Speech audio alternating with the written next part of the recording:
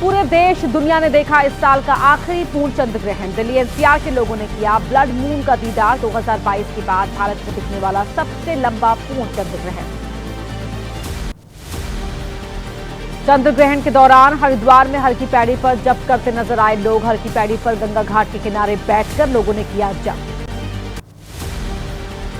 चंद्र ग्रहण के बाद वाराणसी में गंगा घाट पर जुटे श्रद्धालु। हजारों की संख्या में गंगा में डुबकी लगाने के लिए पहुंचे लोग। ग्रहण की वजह से बंद थे सभी मांगलिक कार्य।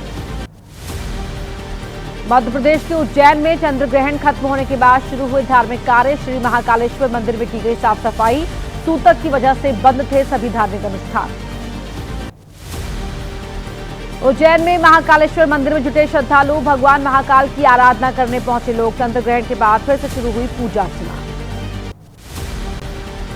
दिल्ली के गौरी शंकर मंदिर में पूजा अर्चना के लिए उमड़े श्रद्धालु। चंद्र ग्रहण खत्म होने के बाद आज सुबह से ही मंदिर में श्रद्धालुओं की भारी भीड़।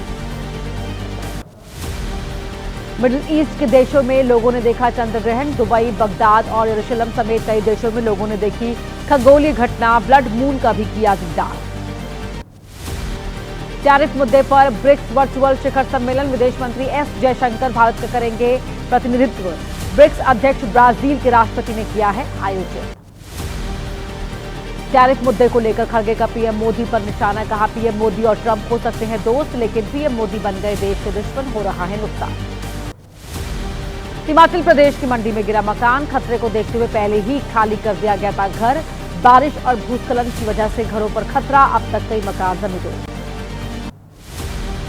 हिमाचल प्रदेश के भरमौर में घरों में आई दरार। सचुई गांव में मकानों में दरार आने से दहशत। विधायक जनक राज ने प्रभावित क्षेत्र पहुंचकर लिया नुकसान का जायजा।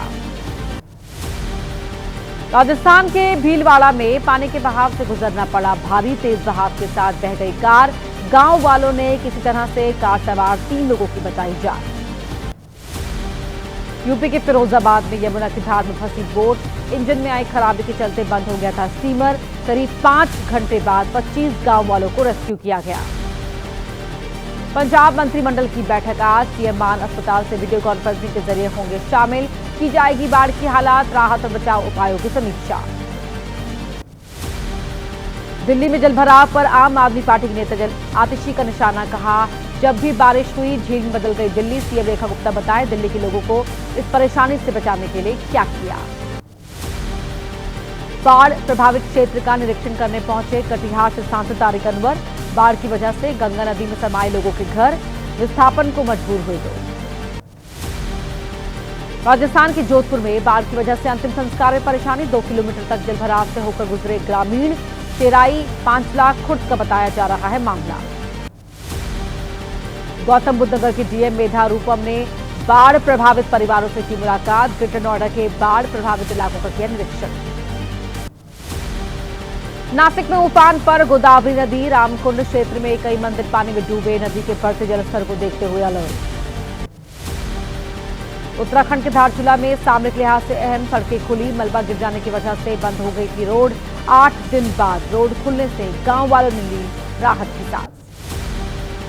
बिहार एसआईआर मामले पर आज सुप्रीम कोर्ट में सुनवाई। बिहार लीगल सर्विस अथॉरिटी को दिए थे दावा दाखिल करने मदद के आदेश। आज कोर्ट करेगा स्थिति की समीक्षा।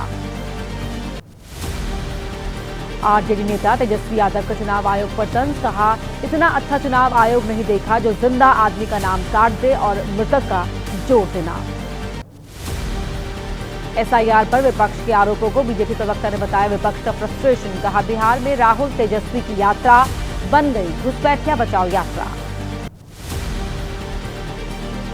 बिहार एसआईआर को लेकर कांग्रेस के सांसद केके रेड्डी का दावा। अपने फायदे के लिए बीजेपी सरकार ने कराया एसआईआर। कहा एसआईआर के लिए चुनाव आयोग पर दबाव बनाने का शक।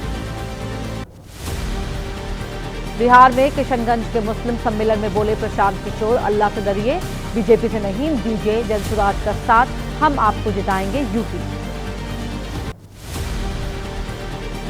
बिहार के डिप्टी सीएम विजय सिन्हा का कांग्रेस आरजेडी पर निशाना। कहा बिहारियों के अपमान करने वालों का जनता देगी जवाब। किसी भी नारी का अपमान उचित नहीं। उपराष्ट्रपति चुनाव के लिए बीजेपी सांसदों की कार्यशाला का दूसरा दिन। आज वर्कशॉप में मौजूद रहेंगे एनडीए के सहयोगी दलों के भी सांसद। पीएम मोदी करेंगे संबोधित।